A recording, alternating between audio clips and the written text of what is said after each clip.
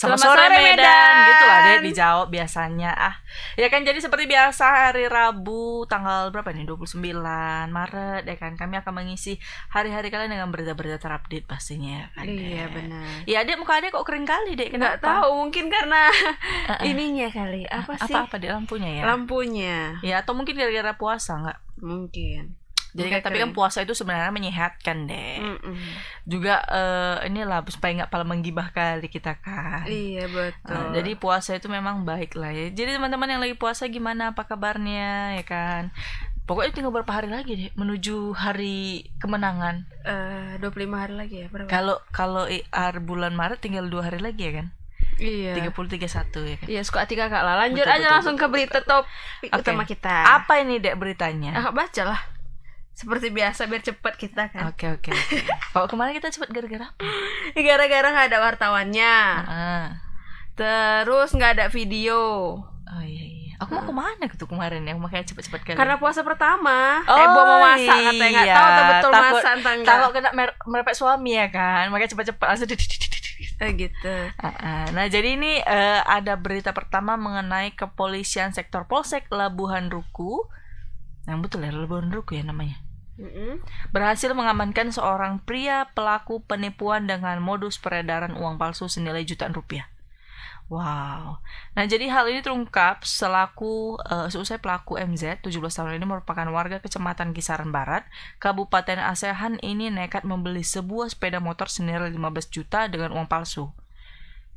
Langsung beli sepeda motor pulanya ya kan. Iya, kita nggak boleh ngajarin juga ya kan. Mau kita bilang dibagi-bagi aja gitu kan. Jangan dibagi-bagi. Nggak boleh.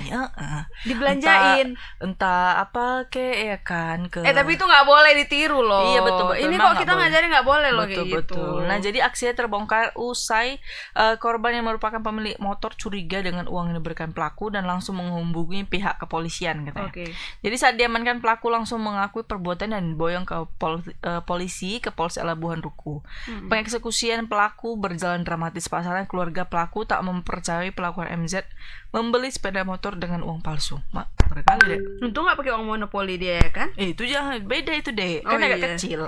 Iya. Nah jadi hal ini terungkap saat korban Tri Endi Utama yang merupakan pemilik sepeda motor CBR 150 curiga dengan uang yang diberikan oleh pelaku. Pelaku melakukan transaksi jual beli dengan menggunakan uang mainan katanya gitu. Ujar AKP Ferry Kusnadi Kapolsek Labuhan Ruku pada hari ini katanya. Jadi kan atas laporan tersebut petugas langsung gerah cepat dan melakukan penyelidikan terhadap pelaku. Kami selidiki tempat transaksi jual beli motor tersebut tepat di depan hotel Singapore Land katanya. Cepat Singapore Land berarti yang dekat Batubara itu bukan ya? Singapore Land dekat apa ya? Malaysia Land enggak? Beda ya. Iya, ini ada videonya supaya kita tanya videonya. Cekidot. Dari mana Mas? Dari mana? Apa yang dibahas? Apa bang?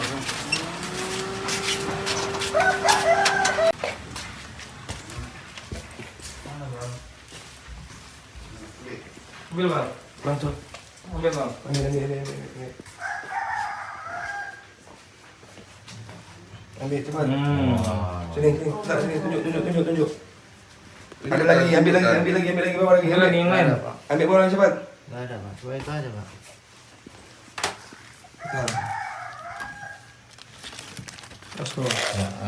Angkat apa itu? Angkat semua nih. Angkat tempat tidur nih. Angkat tempat tidur. Angkat dong. Itu apa kotak itu? Banyak Itu pengiriman itu. Kita balikan aja. Ini bungkus yang kemarin. Iya. Mana ini? Nggak sabar. Ketawanya cuma Kak. Dia beli kereta pakai uang palsu. Masih dari masyarakat bahwa ada seseorang yang melakukan transaksi jual beli sepeda motor jenis Honda CBR 150 menggunakan uang mainan. Atas informasi tersebut selanjutnya kita merapat ke lokasi. Laporan antara pelapor dengan pelaku terjadi transaksi jual beli di depan hotel Singapore Land. Jadi saat terjadi transaksi jual beli, si korban curiga terhadap pelaku. Selanjutnya pelaku menghubungi pihak kepolisian. atas gerakan cepat kita berhasil mengamankan pelaku. Dari tangan pelaku berhasil kita amankan uang mainan. Jadi ada beberapa ratus lembar uang mainan yang kita peroleh. Pada saat transaksi itu terdapat sekitar 20, nilainya 20 juta, ya sekitar 200 lembar uang mainan yang diberikan kepada korban dari pelaku. Jadi pelaku itu berinisial MJ alias MI. Ini masih sekolah. Jadi masih sekolah, usianya sekitar 17 tahun. Saat sekarang ini kita masih melakukan diversi lah, karena ini menyangkut masa depan daripada anak itu sendiri karena masih bersekolah. Nah itu dia. Iya, itu dia. Tentang pembelian sepeda motor dengan uang palsu. Uang palsu. Uang mainan lah ya dibilang. Emang uang mainan ya? Iya, kata bapak tadi itu uang mainan. Uang mainan. Nah, makanya didengar tadi yang dibicarakan sama bapak Kapolseknya kan. Iya. Aku juga pernah ketemu di jalan uang kayak gitu. Iya.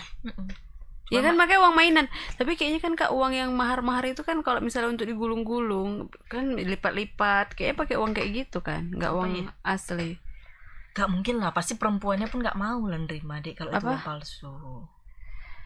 Kan nggak boleh dilipat, enggak untuk yang diletak di bingkai-bingkai itu. Kalau kita kan dilipat kecil-kecil pun masih berlaku, kecuali dolar Singapura deh. Dilipat pun langsung tak mau orang itu. Iya, mungkin uangnya asli ditransfer. Gimana sih? Itulah tadi mengenai uang ya kan. Ini ada reporter kita, ada Bang Alip ya kan. Iya. Bang Alip Bata. Itu dia mukanya. Iya. Udah langsung kayak ini ya Kak. Iya apa? Kayak penyanyi apa itu Arab itu kan? Iya kan, Maher Zain. Kita udah lama gak sama Ridho Roma ya kan. Ini Maher Zain. Semenjak menikah Ridho Roma mungkin sudah hengkang. Iya betul. Udah jarang live dia. Halo, selamat sore Bang Alip. Oke Bang Alip, mengenai kejadian uang palsu ini, penipuan dengan peredaran uang palsu. Sebenarnya kronologinya kita lihat anaknya itu kayaknya masih muda, masih polos masih gitu polos kan. gitu. Banyak Kok yang bisa nggak menyangka dia ya menciptakan uang palsu atau menggunakan uang palsu dengan berani menggunakan beli sepeda motor nih Bang. Boleh jelaskan kronologi laporannya Bang? Silakan Bang.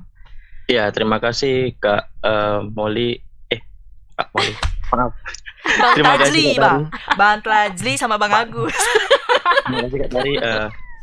Kejadian ini pertama kali terungkap saat tersangka membeli sepeda motor dari korban Tri, di mana saat itu mereka melakukan transaksi di depan salah satu hotel di Kabupaten Batubara, di mana sepeda motor tersebut merupakan sepeda motor Honda CBR dijual dengan harga 15 juta rupiah, di mana saat itu transaksi terjadi pada malam hari. Si korban tidak mengetahui bahwasanya uang yang diberikan oleh pelaku ini merupakan uang palsu, dan setelah korban membawa sepeda motor pelaku mau sepeda motor korban baru menyadari bahwasanya uang yang diberikan oleh pelaku tersebut adalah uang palsu atau uang mainan gitu Kak. Dimana bentuk uang tersebut mirip dengan uang 100.000 rupiah yang baru dikeluarkan gitu Kak. Oke Bang, kalau boleh tahu dari mana Bang si pelaku ini mendapatkan uang tersebut Bang?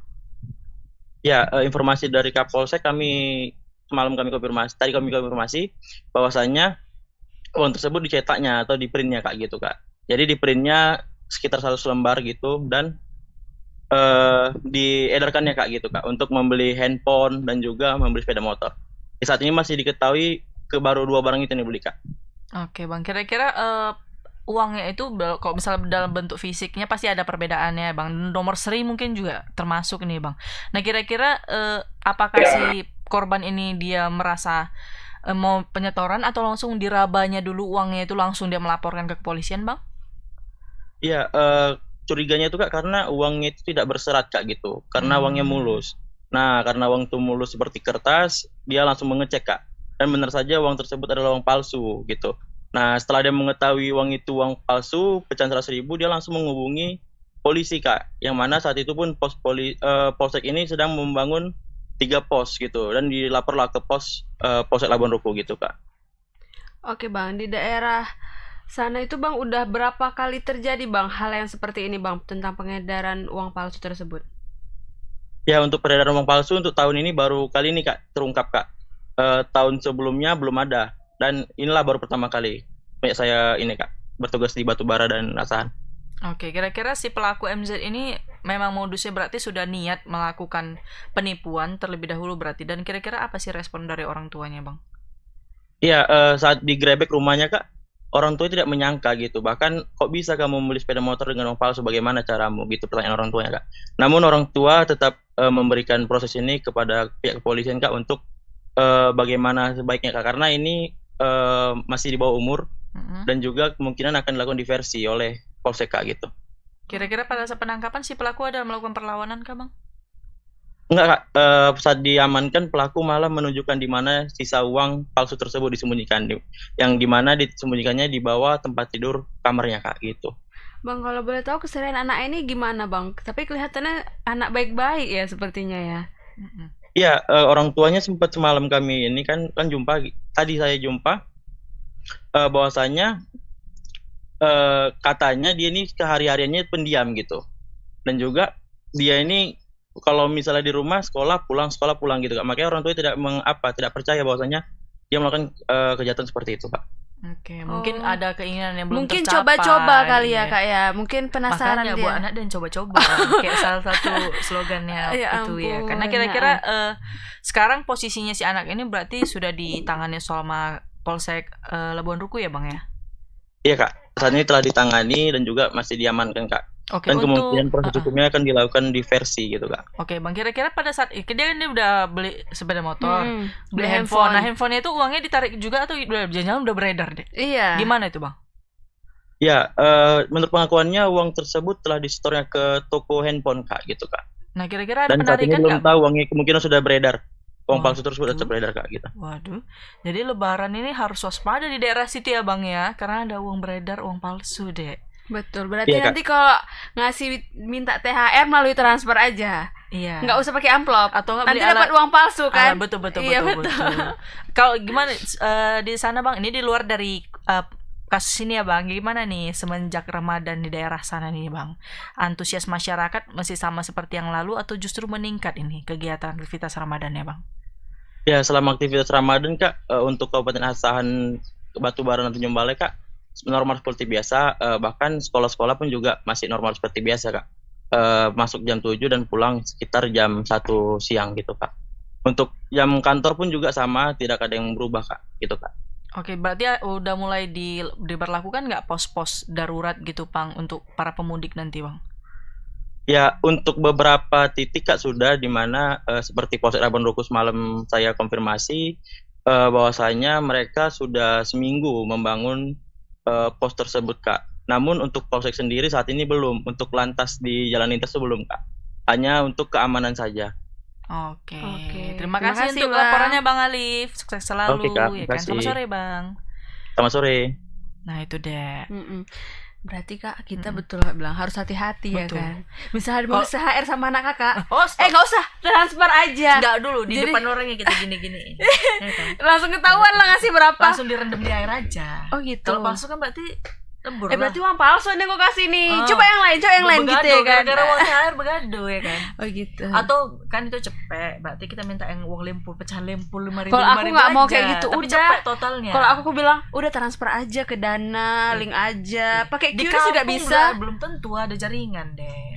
Kak, di mana-mana sekarang orang udah update loh. Udah minta aja uang 5.000, 10.000 yang gitu-gitu, tapi totalnya cepet kan. Oh gitu. Nah, ya kan? Karena tadi uang 100.000 yang udah ini ya. Kan? Kita kok dikasih gitu kan kita Senang punya total kali. juga ya kan. Iya Dia kan? palsu ya kan. Ih, makanya Kak kita hati-hati juga megang uang. Kita kan sering megang uang segepok-gepok kan. Betul. Aduh ngeri ya deh. Hati-hati ya Aduh kan. udah mau raya ini kan jadi apa namanya deh? Jadi ide untuk penipu-penipu lain Iya ya kan. kan. Padahal Kak juga punya ide itu kan Betul jadinya kan. itu. Cuman dolar yang mau ku iniin deh. Iya, dolar ya.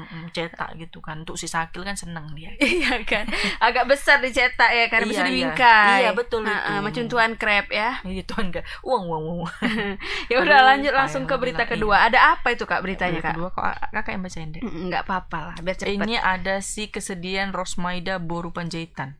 Masih tak terbendung, air matanya kembali mengalir saat mengenang kematian sang suami Monang Samosir, 61 tahun di halaman tetangga hampir 3 bulan yang lalu. Hingga kini belum terungkap oleh aparat kepolisian suaminya tewas di halaman tetangga pada 15 Januari 2023.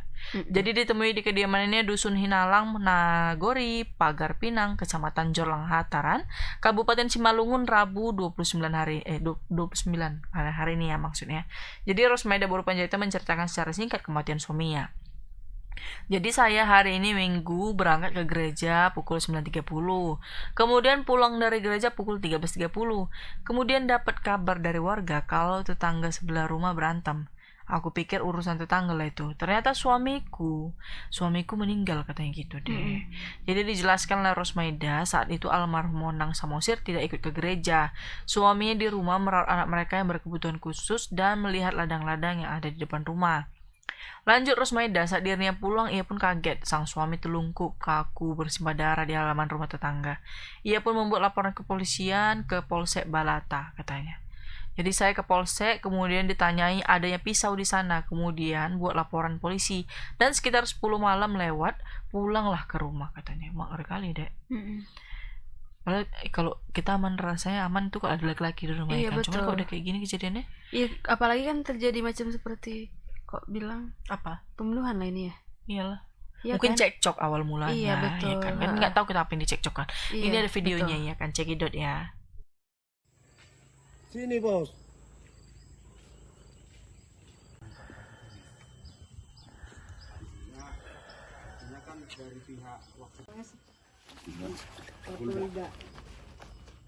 Tangkap pembunuh suami saya. Ada kepastian hukum lah. Ini mulai dari kejadian suami saya tanggal 15 bulan 1 pada hari Minggu. Saya sekarang selama ini udah 3 bulan suami saya meninggal, sampai sekarang nggak ada buktinya. Penyelesaian. Jadi pastian hukum belum ada. Itu yang saya minta. Bahkan Mabes Polri supaya memberikan atensi, berhubung kita juga sudah memberikan surat kepada Polda agar kasus ini cepat ditangani dan cepat ada hasil yang bisa kita dapatkan. Apapun hasilnya itu kita harus terang demi mempercayai, memberikan rasa kepercayaan kepada masyarakat bahwa penanganan kasus itu cepat selesai, cepat dapat ada kepastian hukum daripada pihak Polres, dan begitu juga pihak keluarga yang merasa sedih kenapa bahwa kasus ini tidak ada penyelesaian sampai saat ini dalam prosesnya, perkembangannya. Sejak adanya LP ini kurang lebih 3 bulan, SP2HP pun belum ada sampai saat ini. Dan untuk itu ibu ini juga sebagai Ibu Rosmaida sudah memberikan keterangan-keterangan yang bisa diberikan pada waktu kejadian, dan harapannya juga ibu ini supaya lebih juga serius lah menangani kasus ini. Jadi kita daripada kuasa hukum hanya meminta Polres Simalungun tetaplah serius, mohon agar diberikanlah keadilan kepada Ibu Rosmaida. Dan Nah itu tadi tentang kejadiannya. pembunuhan ya bilangnya kak. Iya. Ini ada reporter kita ya kan, Bang Alija ini. Kita tanya aja lebih lengkap sama Bang Alija nih. Halo, selamat sore Bang Alija. Halo, selamat sore Kak Tari dan Kak Lani. Oke Bang. Selamat berpuasa. Selamat berbuka puasa Bang. Selamat berpuasa. Selamat berpuasa loh, Dek. Iya. Kok memang Amal agak peka semenjak Iya, dia Bang, puasa betul. memang gitu, Bang. Iya kan. Orang bilang winger, gue pikir udah McD sama KFC aja kan. Terus rupanya apa? Hah? Maksudnya? Tentang main bola tadi orang Bang Agus di atas. Oh, berarti kok pikirannya udah itu terus Iya. ya. Nggak boleh gitu deh ya. Oke Bang, mengenai kejadiannya nih Bang, kayaknya ngeri-ngeri sedep juga ya. Kasian juga sama ibu itu tadi ya Bang. Iya betul. Bang, gimana sih kronologinya? Cekcok apa sih antara si bapak ini, si korban ini sampai terjadinya pembunuhan atau penusukan ini mungkin Bang? Silakan laporannya Bang Leja. Ya, terima kasih Kak Lani. Ya, jadi kasus tewasnya Pak Monang Samosir 61 tahun itu terjadi pada hari Minggu 15 Januari 2023. Beliau ditemukan itu tewas terlungkup di halaman tetangga sebelah rumah. Jadi memang hubungan antara Pak Monang, keluarga Pak Monang dengan tetangga sebelahnya itu Pak Sitinjak dan keluarga itu sudah nggak baik ya sejak 20 tahun yang lalu. Jadi sejak 20 tahun yang lalu itu mereka ada masalah terkait tanah, juga dinding batas rumah. Kemudian selama sejak itu selama 20 tahun ini hubungan mereka itu masih sekedar ya diam-diaman gitu aja, tapi belum ada yang cekcok sampai ada perkelahian hingga pada 15 Januari 2023 kebetulan waktu itu, dan rumah mereka ini di ujung di Gang Buntu begitu Kak. Nah waktu itu keluarga yang lain itu, tetangga-tetangga yang lain itu sedang ke gereja. Pak Monang terlibat perkelahian dengan Pak Sitinjak tetangganya, yang mengakibatkan Pak Monang sendiri itu tewas di halaman tetangga. Begitu Kak Lani dan Kak Tari. Oke Bang, pada saat kejadian itu apakah nggak ada orang Bang satupun yang mendengar ceritanya atau melihatnya Bang? Nah, memang itu juga yang menjadi kendala dari aparat berwajib dan juga pengacara sendiri, karena memang mereka itu rumahnya di ujung, kemudian sekitarnya itu ladang-ladang pribadi warga gitu kosong. Jadi saat kejadian di jam-jam 10 itu memang suasana sepi begitu Kak. Jadi tidak ada saksi yang bisa menjelaskan perkelahian itu, apakah benar Pak Monang yang menyerang atau memang keluarga Bapak Sitinjak yang menyerang. Memang keluarga Bapak Sitinjak sendiri juga mengalami luka-luka dan dilarikan ke Vita Insani waktu itu. Kemudian tadi waktu kita ke rumahnya, Pak Sitinjak kebetulan nggak ada di kediamannya untuk kita mintai keterangan. Begitu Kak Lani dan Kak Tari. Oke, kira-kira dari Bu Rosmaida sendiri, mungkin pasti kan lebih dikenal juga sih sama Pak Sitinjak ini Bang. Kira-kira gimana sih sehariannya Bapak ini Bang? Nah, menurut pengakuan dia sejak 20 tahun lalu itu hubungan mereka itu cuman sekedar tetangga biasa tapi nggak saling tegur begitu Kak. Karena awal mulanya ini mereka pengen plester dinding di sebelah samping, yang di mana samping itu langsung ke rumah Pak Sitinjak. Jadi konflik berawal dari situ gitu. Kemudian terkait juga dengan batas tanah, beberapa ladang itu memang Pak Monang ini ya korban ya kita sebut itu menjorok ke arah halamannya dia gitu. Mungkin karena nggak rata ya perbatasan wilayah tanahnya gitu. Kalau boleh tahu emang sertifikat apa ya Bang? SHM kah atau? Nah kita nggak tahu ya sedetail itu, tapi memang kayaknya rumah di situ juga udah lama ya Kak. Perkampungan itu juga udah lama ya dihuni oleh masyarakat setempat, karena juga kelihatan juga beberapa rumah-rumah yang udah tua gitu ya Kak. Oke, kira-kira pada saat mungkin divisum nggak sih Bang si korbannya ini? Apakah cuma penusukan atau mungkin udah sempat baku hantam juga ya betul. Kan? Pihak kepolisian setelah kejadian itu memang langsung membawa korban ke rumah sakit Bayangkara di Medan ya untuk dilakukan visum. Ditemukan adanya luka di daerah dahi gitu kan. Kemudian barang bukti yang ditemukan itu justru alat kayak parang gitu ya, untuk ke ladang mirip Pak korban sendiri gitu. Waktu terlibat perkelahian, korban sendiri itu berkelahi dengan tetangganya laki-laki itu Bapak Sitinjak, istrinya Boruta Gaul dan anak laki-lakinya gitu. Jadi sangat kabur begitu. Apakah Pak Monang yang menyerang atau dia dikeroyok begitu? Tapi tewasnya beliau itu lokasinya berada di kediaman rumah tetangganya. Jadi memang sama-sama kabur lah baik pihak kepolisian dan pengacara begitu. Oke. Berarti kejadiannya itu di rumah rumah tetangganya berarti ya Bang? Di halamannya ya. Di halamannya tetangga. Berarti kemungkinan si korban yang ke yang sana menyerang gitu ya. Cuman namanya udah cekcok cuman. Iya betul. Dibilang, ya kan? Tapi kan posisinya Pak Monang ini sendiri ya Bang. Dan tadi yang tetangga itu bertiga ya. Iya gitu. Jadi kebetulan waktu kejadian istrinya itu sedang ibadah ke gereja. Kemudian Pak Monang ini seperti rutinitas hari Minggu lihat-lihat ke ladang depan rumah dan merawat anaknya yang berkebutuhan khusus begitu. Makanya cuma dia yang tinggal di rumah sama anaknya. Sang istri itu pergi ke ibadah begitu kan. Oke, jadi sampai sekarang mereka kita nggak bisa dapat informasi mengenai si Pak Sitinjak ini ya Bang ya?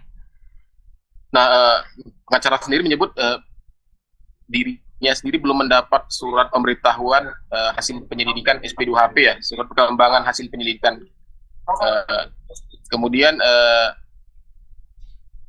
Reskrim Polres Simalungun maksud saya itu sedang menunggu Jaringan terputus kayaknya ya kan. Bang Alijan ya mau Iya kan. lagi greget-gregetnya dia kan Iya. memutuskan dengan kita ya kan. Iya selalu seperti itu kayaknya Bang Alijan suka kan. kali PHP juga ke perempuan takutnya kan. Bang Alijan Terus kan Kak kalau buat apa kan apakah nggak ada membuat pelaporan apa ya ke kantor polisi Ibu Rusmaida ini? apanya itu? Ibu Rusmaida. Itu kan buat laporan dia langsung. Oh cuman karena tadi masih kabur ya. Ininya ya. Iya. Ya Shock udahlah. juga dia udah sendiri. Habis itu dia. Ya udahlah Kak, langsung kita lanjut ke berita ketiga. Ada apa tuh Kak? Deh, aku udah baca dulu. Ngapain? Enggak, ini apa? Kita lagi live loh. Iya, Apalagi iya. yang dibahas ini? Nanti aja loh. Iya, baca. Nanti kita dimarahi lagi sama Bang Agoes dari CCTV dari CCTV. Oh iya. Ya udah Kak, berita ketiga tentang si Aldila Jelita dan Indra Bekti saat ini sedang dalam proses perceraian di Pengadilan Agama Jakarta Selatan. Meski telah sepakat bercerai, Aldila Jelita mengungkap tidak menutup kemungkinan rujuk kembali dengan Indra Bekti katanya kan. Namun hal tersebut tidak lantas terjadi. Aldila Jelita ingin dirinya dan Indra Bekti sama-sama berdamai dengan dirinya dan menjadi pribadi yang lebih baik katanya kan. Hal itu diungkapkan Aldila Jelita melalui podcast bersama Melanie Ricardo. Jadi berharapnya dari seperti yang aku ngomong berdua ini kita udah berubah gitu. Kalau memang mau kayak Mas Bekti pengen balik ke aku juga pengen balik ke Mas Bekti. Ya udah kita harus dua-duanya berubah untuk jadi lebih baik lagi, ungkap Jelita. Berarti si Jelita ini tidak menutup kemungkinan mau rujuk lah ya sama Indra Bekti ya. Mungkin kemarin karena sama-sama lagi emosi kali ya, makanya membuat jadi seperti itu. Ini ada videonya nggak sih? Nggak ada ya? Udah ngomong aja kalau gitu. Saat itu Aldila Jelita pun mengungkapkan perasaannya yang begitu berat saat pertama kali memutuskan bercerai dengan Indra Bekti. Waktu mengambil keputusan itu sangat berat sebenarnya, kata Aldila Jelita. Meski begitu sulit, akhirnya Aldila Jelita mengambil keputusan dengan tujuan agar dirinya dan Indra Bekti bisa berproses menjadi pribadi yang lebih baik. Kalau kita berdua nggak ada yang mengambil keputusan, untuk saat ini kita berpisah, takutnya nggak ada yang mau berubah, katanya gitu kan. Saat ini berpikir kayak gitu jadinya, terang Aldila. Ia pun berharap perceraian ini menjadi langkah yang terbaik bagi dirinya dan Indra Bekti. Berat maksudnya berada di dalam rumah yang kita pilih gitu, bangun kayak numbuhin semangat itu berat banget setiap hari, katanya kan. Sidang cerai Aldila Jelita dan Indra Bekti kembali digelar di Pengadilan Agama Jakarta Selatan Senin 27 Maret kemarin. Dalam sidang yang beragendakan mediasi itu, Indra Bekti sudah 2 kali tidak hadir dalam persidangan. Ketika disinggung mengenai ketidakhadiran Indra Bekti, Aldila Jelita pilih tak mempermasalahkannya. Menurutnya, ia sudah mengetahui Indra Bekti tidak akan hadir dalam persidangan. Agendanya adalah laporan mediasi dari 2 minggu yang lalu. Di situ kami dari pihak menduga dan Aldila juga mengatakan bahwa mediasi dinyatakan gagal. Kemudian karena mediasi gagal, dilanjutkan untuk pembacaan gugatan, kata Teguh Putra selaku kuasa hukum Aldila Jelita.